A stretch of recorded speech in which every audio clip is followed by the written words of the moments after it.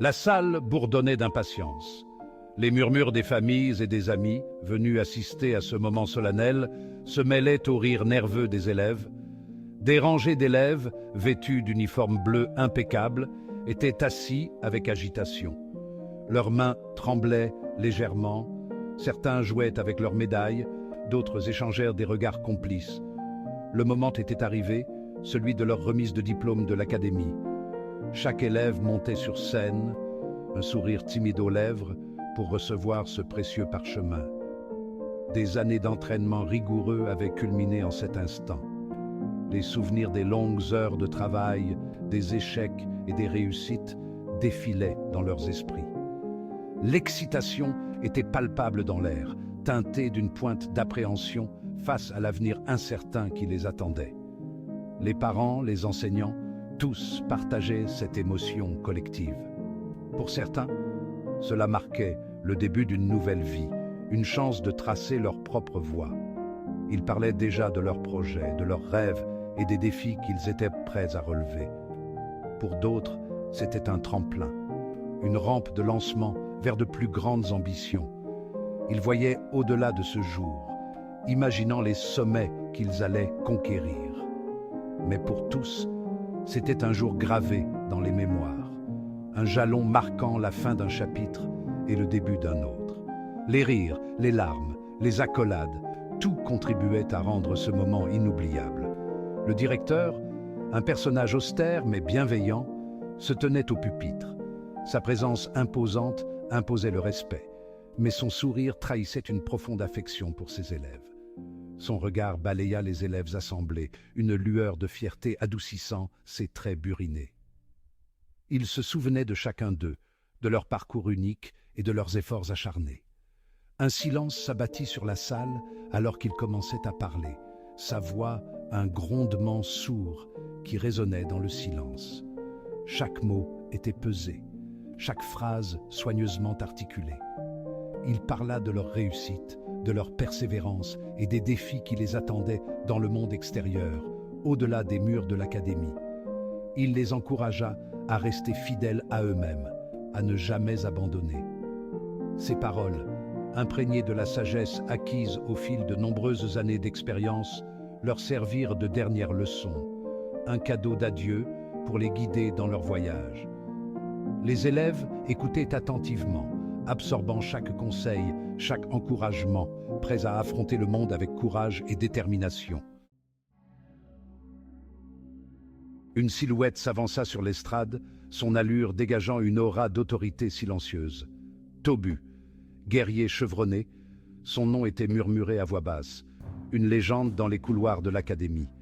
C'était un homme qui incarnait la force et la sagesse, un guerrier aguerri qui avait regardé le danger en face et en était sorti victorieux.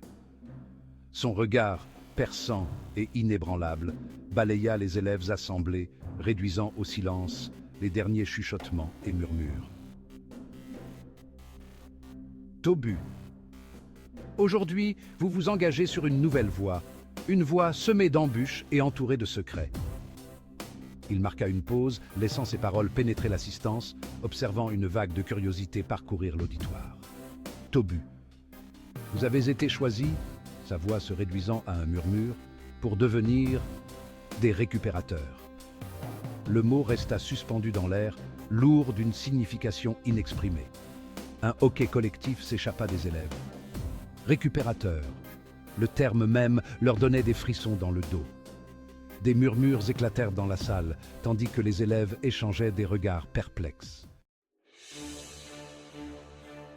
Tobu leva la main, faisant taire les murmures. Le silence s'installa instantanément, comme si le monde entier retenait son souffle. Tobu. Les récupérateurs sont les gardiens silencieux, expliqua-t-il, sa voix résonnant dans la salle comme un écho lointain. Sa voix reprenant son ton autoritaire, chaque mot pesant lourdement sur les épaules des élèves. Alors que les gardes protègent les remparts et que les chevaliers combattent en première ligne, vous serez les protecteurs invisibles, ceux qui agissent dans l'ombre. Vous serez le bouclier invisible, la barrière que personne ne voit mais qui est toujours présente. Les yeux vigilants, dans l'obscurité, toujours à l'affût du moindre danger. Il laissa le poids de ses paroles s'installer, chaque élève sentant la gravité de la mission qui leur était confiée, permettant aux élèves de saisir la gravité de leur nouveau rôle, de comprendre l'importance de leur devoir. « Tobu, vous êtes l'élite, dit-il, la voix empreinte de fierté, ses yeux brillants d'une détermination inébranlable. La voix empreinte de fierté, chaque mot résonnant avec une conviction profonde. Vous possédez les compétences et la ruse nécessaires pour opérer là où les autres ne le peuvent pas. Vous infiltrerez, collecterez des renseignements et agirez avec une précision chirurgicale et neutraliserez les menaces avant même qu'elles ne se matérialisent, agissant dans l'ombre pour protéger la lumière. L'air s'épaissit sous le poids de ces paroles, chaque élève sentant la pression monter. La réalité de leur situation s'abattant sur les élèves comme un lourd manteau, les enveloppant d'une responsabilité écrasante. Tobu. Votre existence sera enveloppée de secrets, son regard perçant chaque élève comme une lame.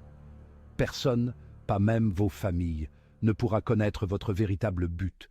Vous deviendrez des ombres, des protecteurs invisibles, des murmures dans la nuit, des fantômes veillant sur le monde.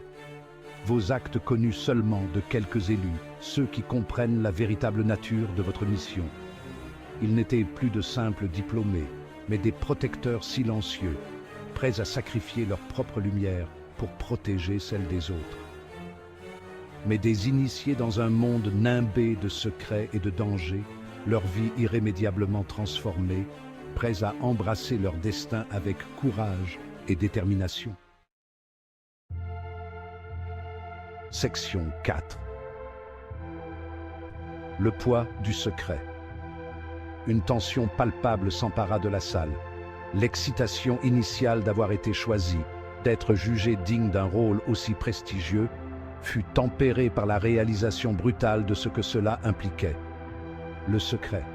C'était une arme à double tranchant, un bouclier qui les protégeait, mais les isolait également. Leur vie devait se dérouler dans l'ombre, leurs actes cachés au monde. Le poids de cette responsabilité reposa sur leurs épaules, un rappel constant de la confiance qui avait été placée en eux. Les élèves échangèrent des regards nerveux, leurs visages marqués par un mélange d'appréhension et de détermination. Ils avaient aspiré à l'aventure, à une chance de faire leurs preuves. Mais la réalité de leur situation était bien plus intimidante qu'ils ne l'avaient imaginé. Ils allaient devenir des fantômes, leur vie définie par le secret et le danger. Section 5. Une vague d'enthousiasme. Dans cette salle obscure, l'atmosphère était lourde de tension et d'anticipation. Malgré l'appréhension, un courant d'excitation traversa la salle. Les étudiants, bien que nerveux, ne pouvaient cacher leur enthousiasme grandissant. Être un récupérateur était un honneur, un témoignage de leurs compétences et de leur potentiel. C'était une reconnaissance de leur travail acharné et de leur dévouement. Ils avaient été sélectionnés, choisis parmi des centaines de diplômés pour ce rôle d'élite. Ce n'était pas une tâche facile, mais leur persévérance avait porté ses fruits. C'était une validation de leurs aptitudes, une reconnaissance de leur valeur. Chaque certificat, chaque diplôme était une preuve tangible de leur succès. Un élan de fierté parcourut leurs veines, se mêlant à la peur et à l'incertitude. Ils savaient que ce chemin serait semé d'embûches, mais ils étaient prêts à relever le défi. Le choc initial fit place à une vague de chuchotements, tandis que les élèves se penchaient les uns vers les autres, leurs voix feutrées mais animées. Les discussions étaient intenses, chacun partageant ses pensées et ses espoirs. Les spéculations allaient de bon train, alimentées par des rumeurs et des demi-vérités qu'ils avaient entendues au sujet des récupérateurs. Les histoires circulaient, certaines vraies, d'autres exagérées. Leur imagination s'emballa, brossant des tableaux saisissants de missions audacieuses et d'opérations clandestines. Ils rêvaient de gloire, de défis et d'aventures. L'attrait de l'inconnu, d'opérer dans l'ombre, était enivrant. Chaque mission promettait de nouvelles découvertes, de nouveaux défis. C'était leur chance de faire la différence, de protéger leur monde de menaces invisibles. Ils étaient déterminés à utiliser leurs compétences pour le bien commun. Ils étaient les gardiens, les protecteurs silencieux, investis d'une responsabilité qui dépassait de loin leur jeune âge. Leur mission était claire et ils l'acceptaient avec gravité.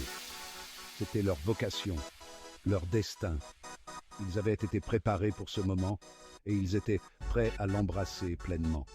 Et ils l'embrasseraient, avec tous ses risques et ses récompenses, avec une détermination sans faille.